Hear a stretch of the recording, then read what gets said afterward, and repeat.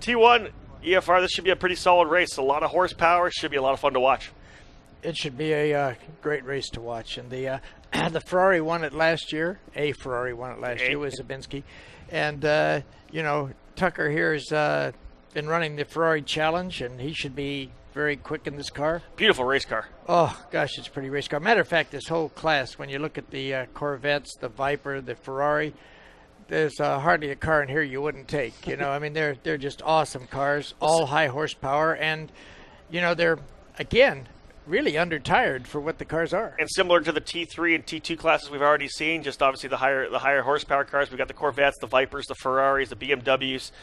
Essentially, you take the street car and you put it on a little bit of adrenaline rush, right? You crank some upgraded suspension in the thing. You're allowed to do a little bit of work on the engines as well. So just kind of, like you said, kind of hot rod the thing the best you could for on the street. Yeah, you do, but you still have to put it through a DOT tire, which makes it, you got to make that car work. You may not want to run it stiff, because if you run it stiff, it wears out the tires too fast, and the tires go away. These guys can burn off tires, as any of your big engine cars, your GT1, your T1, your A sedans, all these things, they all have the ability to burn the tires off the car. Folks, T1 on the grid, getting set to go. And as you know, anytime we go down to the pit lane, we're going to get something cool. Let's head down there right now with John Bizignano. He's got a little info for us. Tom Buttermore and his team. Number 52, they're qualified third. This is a brand new car. The reason it's a brand new car is because they rolled their old car, which they've had a lot of success with, up into a little ball, and it's sitting on back in the paddock. They phoned up Phoenix Racing in Pennsylvania and had a brand new Corvette shipped in overnight. The first time this car ever had a sticker on it, the first time that John was ever in the car, the first time it ever turned a wheel was in the last qualifying session.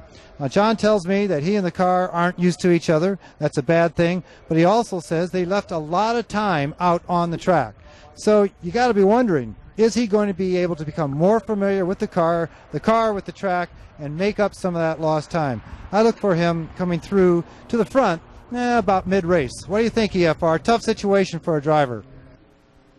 It is a tough situation not knowing a car, but you know the good point about all that is that all the other Corvettes are behind him, one, and he's in the inside of the second row. He's a very competitive guy, and you know he not only had the shot last time, he was one of those guys that caught out with a caution at the end of a race. He thought he could beat Zabinski at the end of the race, and it didn't work out for him because it ended up under caution. So he's feeling that, you know, he's almost owed one. I should be there. And now he's running a car he doesn't know, but, you know, maybe it's a good car. Well, you know what? It sounds like if he's able to get in this car and then immediately turn a 222.776, having himself just over a second slower than Tucker, I gotta think it's a pretty darn good car, actually. I think it's probably an awesome car, because if you, the other thing you can look at in that is that he's over a second faster than the next Corvette. True enough. And so as Corvettes go, I'd say, yeah, it's going okay. It'll be all right. We'll be watching him, folks. Scott Tucker, though, is going to be on the pole position. Lance Knupp, former national champion back in 2006. He's in a Dodge Viper here. Yeah, and the Dodge Vipers, yeah, it's a great car too. You know, we've seen it in the professional series and everything, but the car they put on the street is an incredible car. As a matter of fact, I was lucky enough to win the One Lap of America in the Viper one year. Very nice. And it was the first time I'd been in that a Viper. I'd never driven one before the event. And, you know, it's a very, you know, you think about it being a very difficult car to drive, but the one I drove was actually very docile and very easy to drive, because with that V10 in it, it has that lots of torque, so you have a big power band you can run with, and that is one of the big advantages to the Viper. Well, we're going to see whether it's the Viper or the Corvette or the BMW. Can anybody be a Ferrari beater here this weekend? Because that Ferrari's looked very, very good. It's the Ferrari 430 Challenge car of Scott Tucker, number 55. We expect him to be very tough to beat here this weekend as our drivers start working their way around the track. It is their one sighting lap before we go green. We shouldn't see a big problem with drafting in this track. On this should be okay. T1 should be able to get up the straightaway fine without any help. We got our fill of drafting in Formula V, that's for sure. We were watching that the entire time. Man, what a wild battle that was in Formula V, and great to see, as I said, Michael Verison score his first national championship. Let's see who does it here. Let's see if Scott Tucker's got what it takes to come in here and beat some of this American iron. Yeah, he's the only one. Well, you got the BMW, and there's you got 2 cars in here that are not American cars. But hopefully that somebody can run with that Ferrari. We get a really good race out of this. And as John brought up in the pits with Buttermore, I think that if we can see Buttermore get used to this car, take a few laps, take his time. I don't think you'll see him over aggressive at the start of the race because he's not sure how that's going to work with other people yet. He may be familiar with a Corvette, but every car is different, even built by the same team. So drivers working their way through the carousel behind the safety car. And again, it will be Scott Tucker starting on the pole position in the number 55. Lance Knupp in the outside of row number 1 in the number 37. John Buttermore in the number 52 will start third alongside Jim Lynch in the 98. Row 3 will be David Pintarik in the number 40 and Johnny Miller in the number 64, while Tom Slow will start on the inside of row number 4 in the number 99 alongside Michael McGinley. And then to cap off our top 10, it'll be Joe Koenig in the number 70 and Jerry Onks in the number 96. Boy, I think Once now again, they're getting into where the butterflies are starting to come in. They're just doing the last turn where they're going to come up to Canada Corner where they're going to scrub tires. And after this, it's starting to line up. And, these cars, the start is important because these cars will leap when they get that green flag and take off. Fortunately, they don't have 43 cars to line up. They've got a few of them, but now they'll start to line up and get ready. And you're just trying to plan what you're going to do going up after you get the green flag. How can you get up there and do the best you can? Because they're not going to get a big draft, but I'll tell you what, when they get to turn 1, they're going to be flying, even starting from later, not getting a big run at the straight. Once again, before we get to go green here, we do want to send our best wishes out to Mike Tracy Jr. after that incident in turn number 3 on the opening day of qualifying. Mike, hopefully you're tuning in to listen to and watch our T1 race. All the best wishes in your recovery after that nasty accident. Hope to have you back on track soon. We are set to go now with T1 coming up the hill. Tucker, Knupp on row 1 looking for green. They'll stand on the throttle. Here comes the horsepower, folks. We've got it. Green, green, green. Good start for Tucker and a great start for the 52 of Buttermore. Yeah, Buttermore's right in there. He's looking for the lead right now. So much for that, hey, let's wait for a few laps and see what the car works like. He's going right for it. Tucker got a good start. I don't know what happened to Knupp on the outside. They just seemed to be ready for the start or something. And a couple of guys were laying back. I don't know what happened there, but Tucker's trying to pull out a lead right away. You know what? We thought that maybe Buttermore might want to hold back a little bit, but no way. He was on the throttle early and is trying to work his way up behind Tucker here to see if they can't do something over to turn number 5. He'd like nothing better than take a piece of the lead early as they work their way under the Sargento Bridge for the first time. 13 laps, the duration of this event here for Touring 1. Ferrari, Corvette, and Viper right there, 1, 2, 3. And they are. Buttermore's going hard. Tucker out a little bit wide coming off there, but he's built up a little bit of a lead. Car stepped out a little bit under braking at the top of the hill. These guys aren't using as much road as some of the other classes we've seen today. They're staying on the road. Down into turn 8.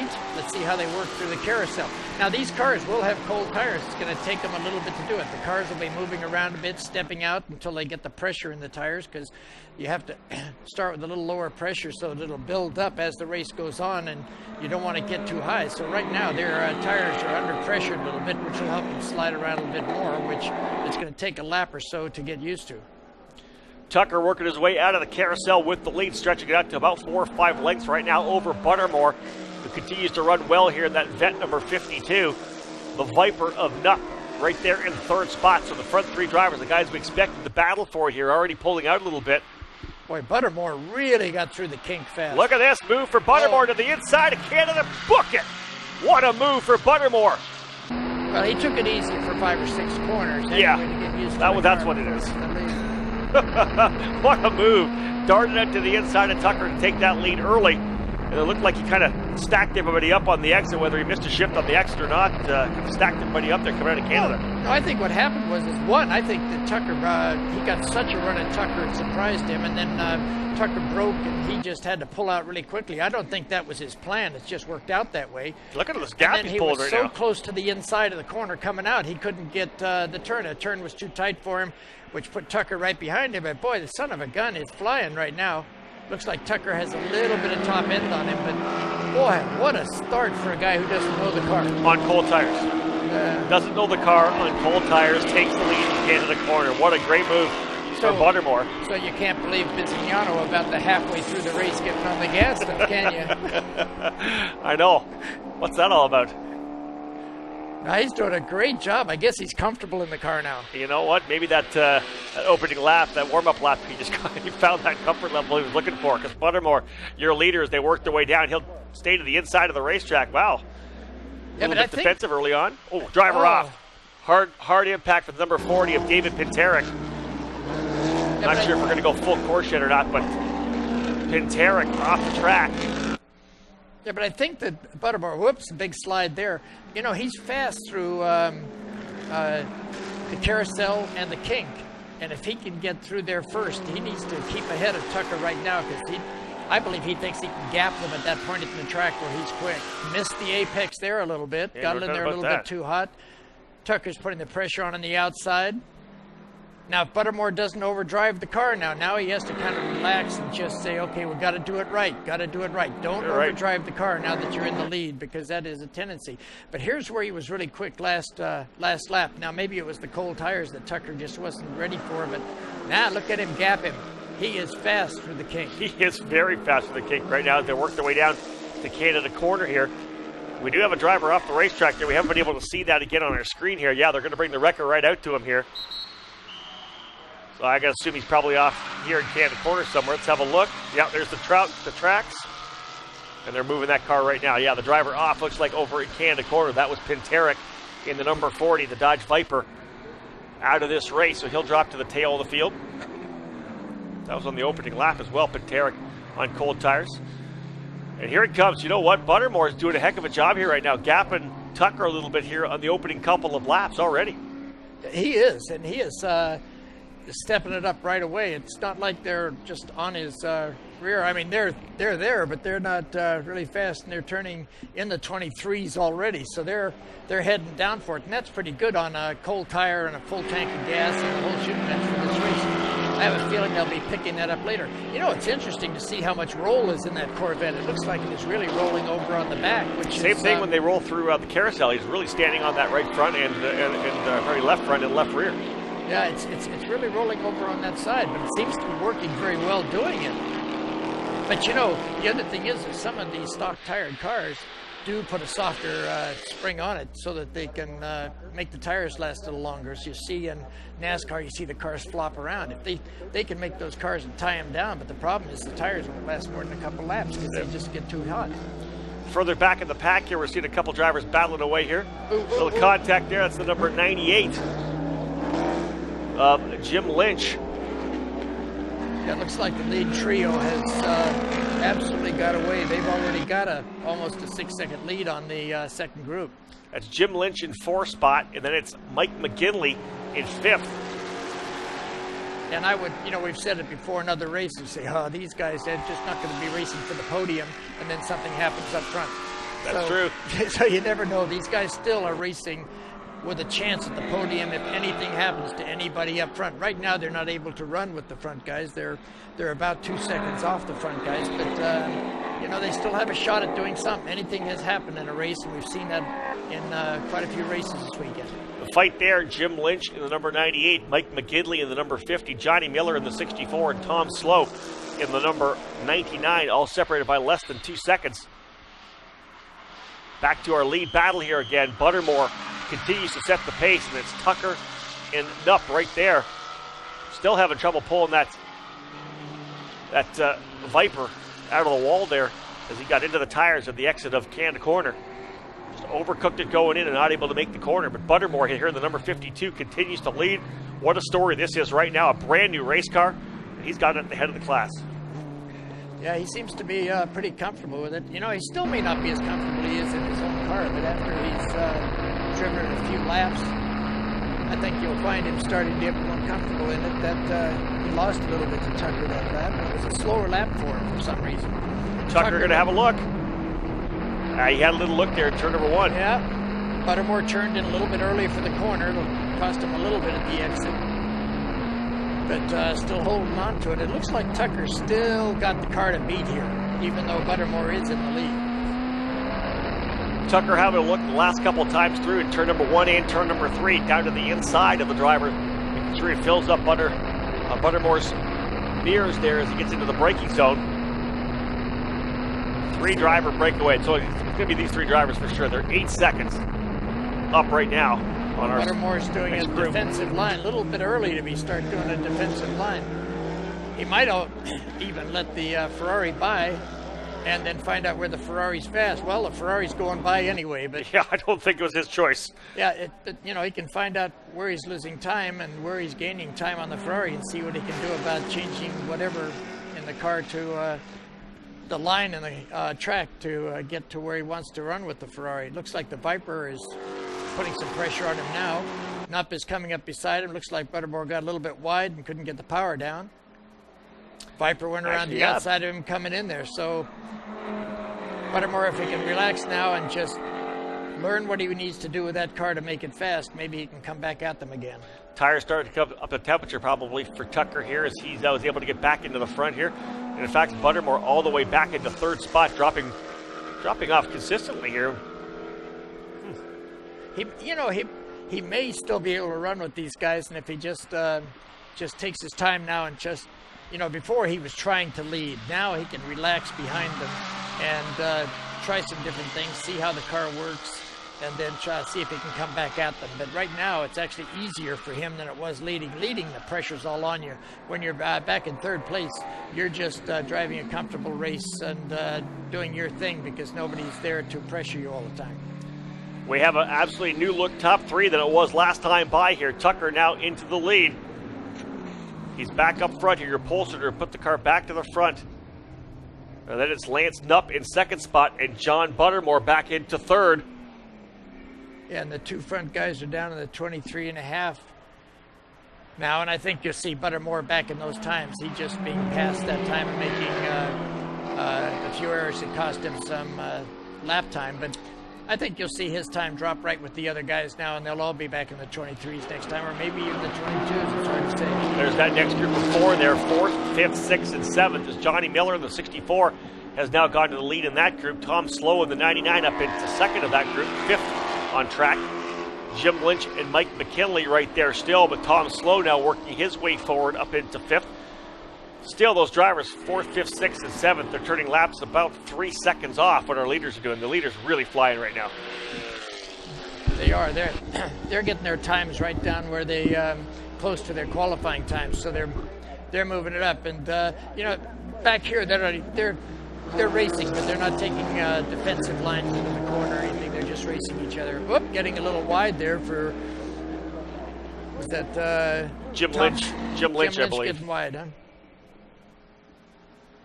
That's the number 64 of Johnny Miller and his Corvette working his way through a comfortable 4th spot right now. A little bit of an advantage over Tom Slow in the 99.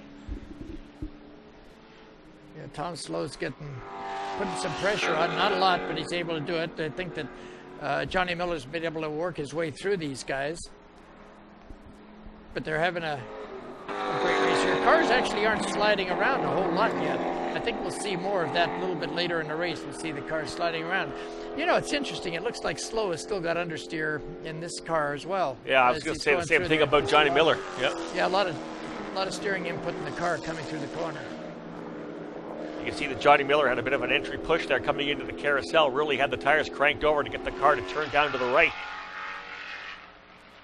Ooh. It's quite a bit of a downhill drop coming through the carousel. You see the whole racetrack kind of goes down all the way down into the kettlebells before you climb out of Canada Corner and climb all the way back up. It's almost an uphill climb all the way from here back to start finish. Yeah, and as you saw, as they're coming into Canada Corner, you see the cars moving around a lot, doing a lot of squirming. And, you know, a lot of that is what we talked about on some of the other classes. Is the fact is that these cars are not going in a straight line when they brake. They're actually turning to get back over to the left to get ready. So when they get that, they're working it as they're turning the car at the same time.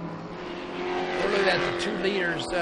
Both Nupp and Tucker went in the 22s that time, with Tucker with a low 22, which is, that's a qualifying time that would have put him in 3rd on the grid. So he's stepped up a lot now. And looks like they've kind of dropped Buttermore a little bit, which was about 2 seconds off on that lap. Johnny Miller looking good here right now. Remember, Johnny Miller used to race in the Trans Am Series. Former track record holder as well here in the Trans Am Series. But Miller now running here in T1 and actually looking really good here, down to a 224.9. About 13 seconds back, but the best of that next group in 4th, 5th, 6th, and 7th. He's been able to pull away by about a second from Tom Slow here now.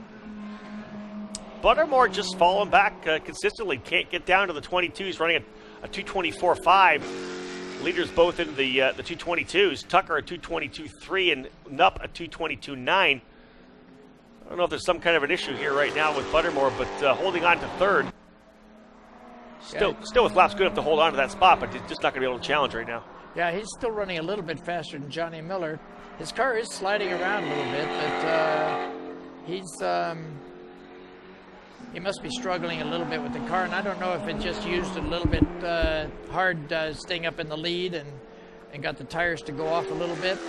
Because, they haven't a chance to run a long run on this car to find out what it does after you've run it for a while. Qualifying is not the same as running a race. It looks like Nupp is staying right with Tucker. He's not letting him get away. Yeah, last time through, Tucker quicker by about 0.6 of a second, but you're right. Lance Nupp right there with Scott Tucker here, so it's the Ferrari leading.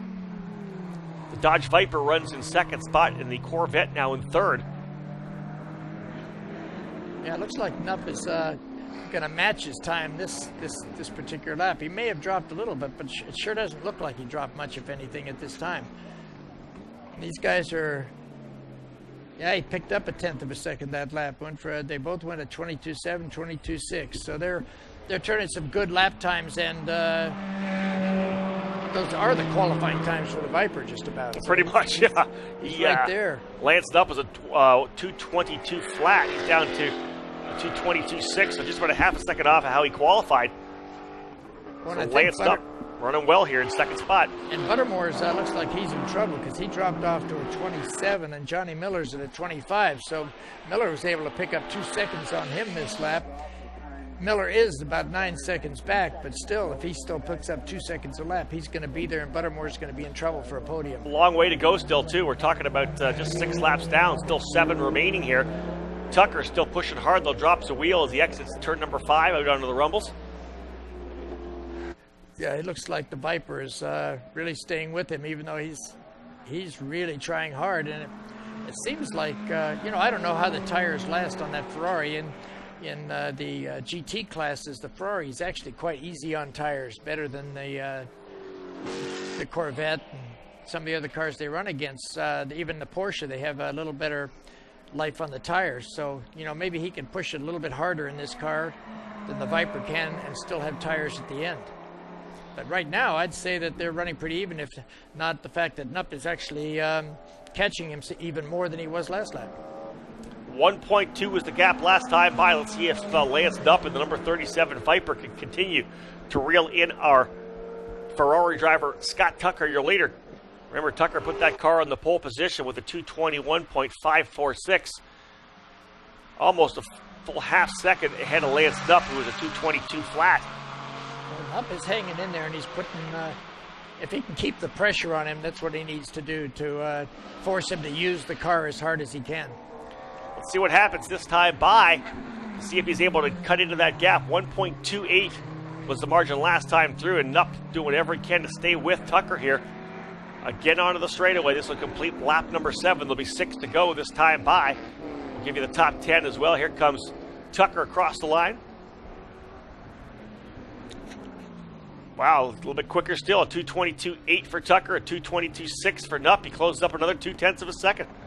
Down to a second. 6 laps remain. Let's have a look at your top 10. Scott Tucker is your leader in the number 55. Lance Nupp runs in 2nd. John Buttermore in 3rd.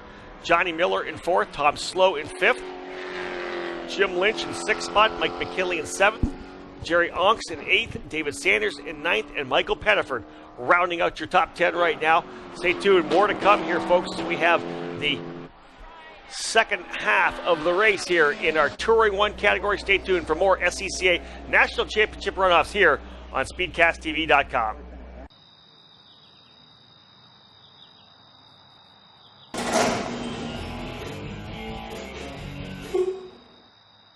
Kid, where you been? Just got back from an SCCA event. Really? Yeah, SCCA has more than 2,000 events every year. Serious? Go to SCCA.com and find people in your area that drive fast and get their hands dirty. And you don't have to be a supercar to compete. So I go to SCCA.com, sign up, and I can start competing? It's that easy.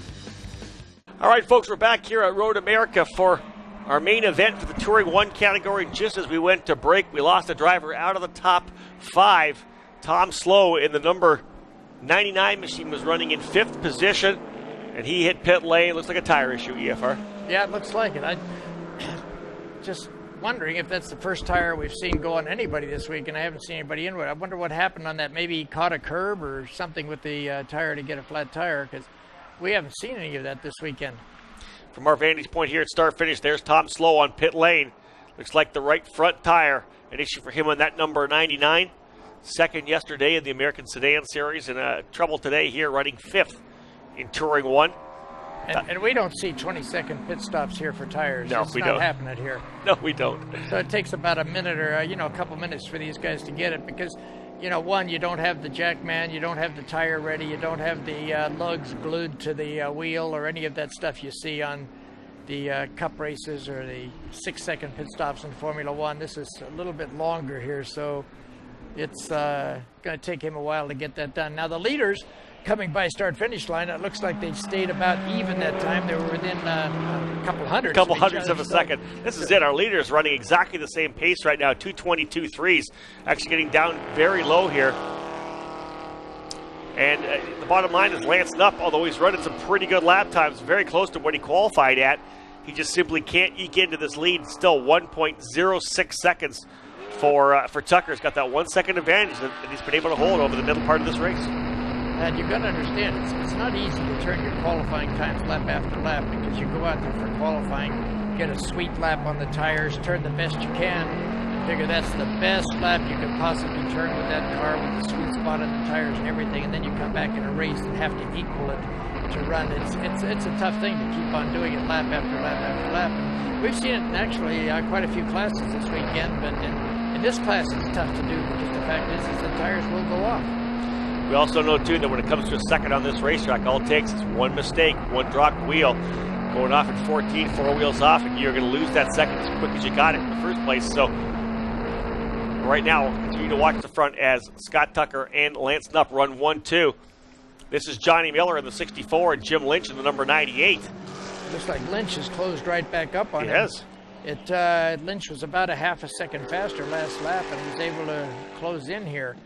And Johnny Miller doesn't seem to be catching up with Buttermore anymore. Buttermore's actually pulling away. Oh, something has happened to the front of that car. Little contact there.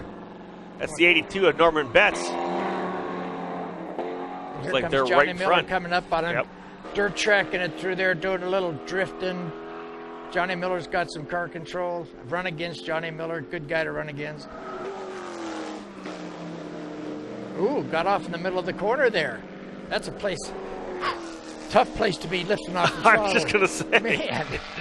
Don't they teach you that at driver's school? Don't lift off in the middle of the corner? Yeah, if you got a big, fast corner like that, you want to lift early and come through it. So he felt that he wasn't going to make the exit somehow. But, you normally don't hear those lifts. It's normally just to bring it off the floor a little bit and not make any drastic deal. When you hear the lift, he was worried about that deal. So maybe his tires are going off a little bit and he's sliding around a little more than he wants to.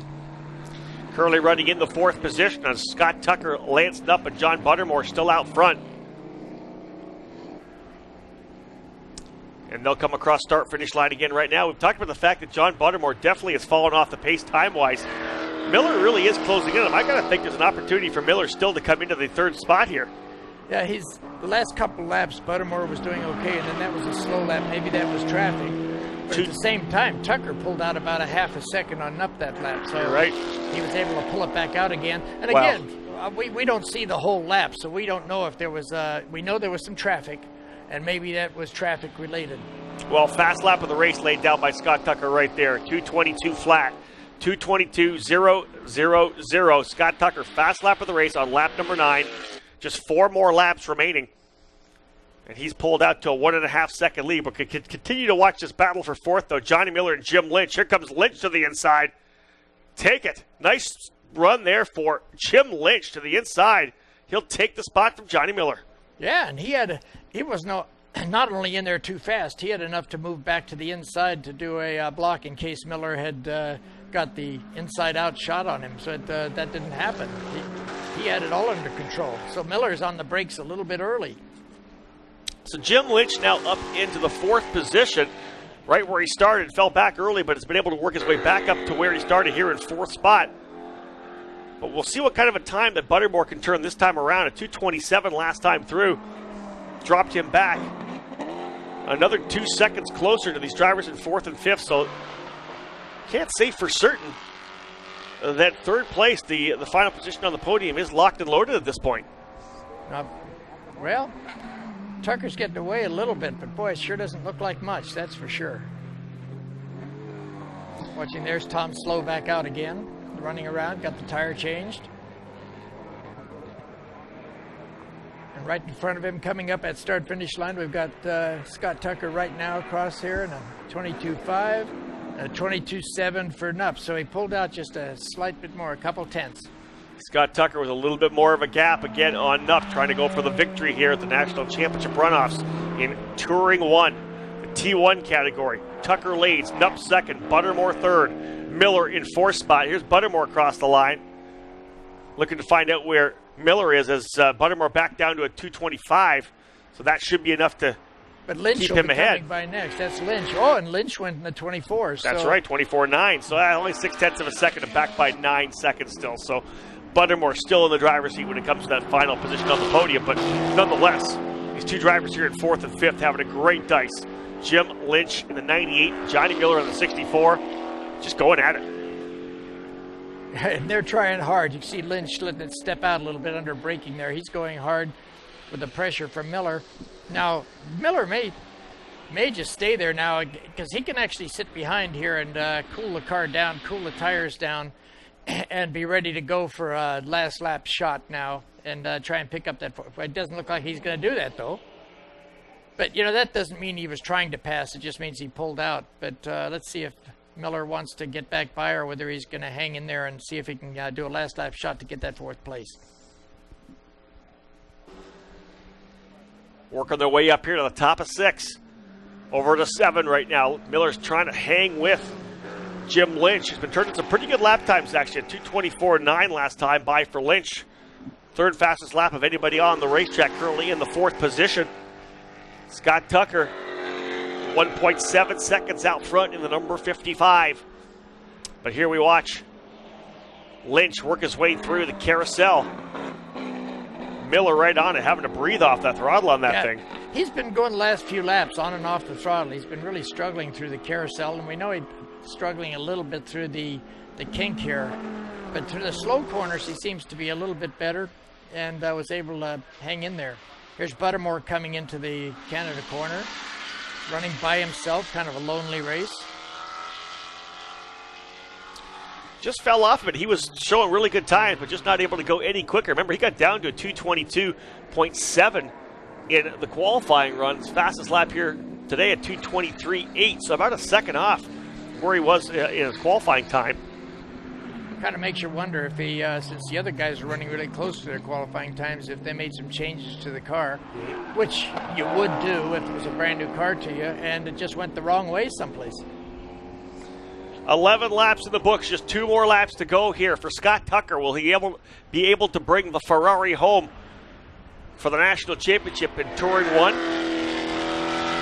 Just about 4.5 minutes away. And Lynch, again, was a full second faster than John Buttermore. Boy, and he was about a second and a half faster than Johnny Miller. So Boy, Tucker on the screen here is still using it really hard, even though he's pulling away. Got a wheel in the dirt there. Using the whole track coming out of there. Nup the same. Yeah, you know, they've been running the same lines and so many times, almost identical lap speeds as well. Gap's still just 2 seconds right now. It's barely been pulled away by Tucker. Maybe a tenth or two here and there. Tom Slow continuing on the racetrack there, the number 99. Yeah, coming down 7, going through 8. It's a little way down right now after the stop for the tires. He's about 2 laps down. 13th position, I believe. So this one's winding down, folks. Just a couple laps remaining here in Touring 1. Scott Tucker will get the 1 lap board this time through as he works his way through the kettle bottoms over to Canada Corner. He'll only do that one more time at full song as he'll work his way back up here through the Billy Mitchell bend. Well, he's got a little bit on Nup, but he doesn't have much. If he makes a little bit of a mistake, drops a wheel, it's all she wrote. And he certainly can't back off any this time because he'd be have Nup right on him. Yeah, it's still just 2 seconds advantage for Scott Tucker up front in the 55. The driver out of Overland Park, Kansas. Regular competitor on the Ferrari Challenge. Running here with the SCCA as well this year. And Lance Nup is still hanging in there, but he's second and a half back on that lap. He actually picked up half a second, so he's coming at him, but I don't think he has enough. Another half second is only going to put him 1 second off the lead, but you know, it depends. I mean, right now, believe it or not, there is pressure on Scott Tucker because he is just the pressure not to make a mistake now. It isn't the speed that's going to get it. It's going to go fast as he can without making a mistake so that Nup can't get to him. Well, you know, Tucker was third last year in T1 at the runoffs. He runs in the Southwest Division. 4 races, 4 wins this year, so undefeated thus far at SCCA competition here in 2009. Let's see if he can go 5 for 5 and score that national championship. This is the final lap here in Touring 1. And he's still pushing it pretty hard. He's going hard for this. He doesn't want Nup to get any closer, although Nup is going awfully quick on this lap as well. Well, look at that. 2:22.3 last time by for Lance Nup to a 2:22.7. He gained up a half a second on that last lap. Lance Nup still on the throttle. Like I said, all he's waiting for is that one little chink in the armor. Yeah. If he drives off somewhere, goes 2 wheels off anywhere, just give you enough chance to get a run here. Yeah, and normally on your last lap when you're in the lead, you want to just go, okay, just calm down, go comfortably. But he has to go fast because now coming in the carousel, Tucker made another little mistake, got a little wide, got the car a little sideways. Nup's coming back at him again. Nup looks like he's about as close as he's been in a long time here. He's probably just 1 second back. I'd say he's picked up another half second this lap, but that's not enough. It's not going to be enough right now as we're just going through over to Canada Corner one last time. You'd have to be right on top of him here to be able to even try a move or to try something coming up. But man, is he ever closing up here in the final lap. Yeah, he's about a half a second back now. He's got a good last lap going here. Still not going to be enough, I don't think, because unless Tucker does something really silly in the last corner, he hasn't got it. But great job of driving by Nup to hang in there. Making it exciting at the end here, too. Oh, yeah. And saving his last laps here. Oh, it got a little bit too Then he misses fast the apex. Oh, no. So up the hill, folks, this will be his first national championship with the SCCA in Touring 1. The Ferrari 430 scores the victory. Scott Tucker, your national champion. Second spot goes to Lance Nup, who turned a 2:22.47. Would have been even faster than that had he hit the apex over in 14. Yeah, and who knows? You know, after you got a big lead over the next car behind you and you make a mistake like that, you just going to the finish line is not important anymore. That's you can true. back off going up there, so that was it was okay with him. And now we're waiting for Buttermore to come on by. Here he is right here, John Buttermore, your bronze medal winner in the T1 category. Jim Lynch looking for him as well. Lynch is in the 4th spot, and we'll see if Johnny Miller brings it home. There he is, Johnny Miller to cap off your top 5. But Scott Tucker in the Ferrari 430 scoring the win there. People came in and they knew they were going to have to chase Scott to try to win this thing. And hey, you know, at the very start, Buttermore had to pull a little scare at him as he went to the lead early. He did, and actually pulled out a little bit of a lead, but then just couldn't hold it. And then after that was just quite a bit off the pace, about 2 seconds off the pace, 3 seconds off the pace. So he struggled after that. It's a shame. He may have had a car that would go that fast for the whole race if he'd had time to work on it. Maybe if he'd had it all week, he could have been able to do that. Sure enough. One session, drive the car, seems pretty good, and you think, gosh, I can make it better. And then you come out for the race, and it's off the pace, because you look at the times that Scott Tucker turned and Lance Knupp turned, they're pretty close to their lap times they turned in qualifying. Sure enough. And Buttermore couldn't get close to his. You know what, folks, as Scott Tucker takes his run around here to cool down lap before coming up here into pit lane, we're going to take a quick break. Stay with us, because on the other side here, John Bizignano is going to chat with our national champion T1 as you are continuing to watch the SCCA National Championship runoffs here on SpeedcastTV.com.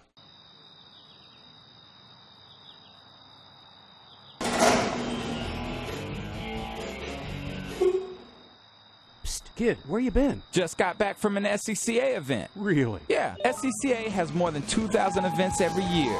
Serious? Go to SCCA.com and find people in your area that drive fast and get their hands dirty. And you don't have to be a supercar to compete. So I go to SCCA.com, sign up, and I can start competing? It's that easy. So Scott Tucker's going to work his way up here right now to pit lane, the champion in T1. Lance Knupp, second spot. John Buttermore was third. Jim Lynch coming home in fourth position. Johnny Miller in the fifth spot. Mike McKinley in sixth. Jerry Onks in seventh. David Sanders in eighth. Brian Kleeman in ninth. And Michael Pettiford rounding out your top 10.